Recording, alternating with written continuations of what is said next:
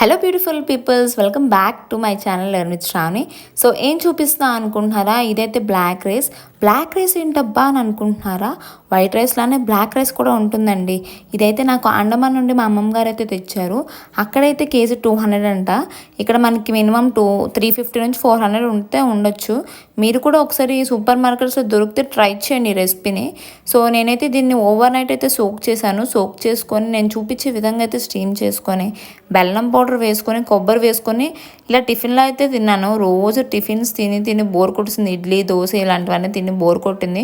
So ఒకసారి నేను ఇలా బ్లాక్ రైస్తో రెసిపీ అయితే ట్రై చేశాను. సూపర్ ఉందండి నిజంగా. ఒకసారి మీరు కూడా ట్రై చేయండి. సో ఈ బ్లాక్ రైస్తో అయితే మనకి చాలా హెల్త్ బెనిఫిట్స్ అయితే ఉంటుంది. హెల్త్కి సంబంధించినవి చాలా యాంటీ ఆక్సిడెంట్స్ అనేది మన బాడీకి అయితే అవసరం. సో ఈ బ్లాక్ రైస్లో అయితే మనకు దొరుకుతాయి.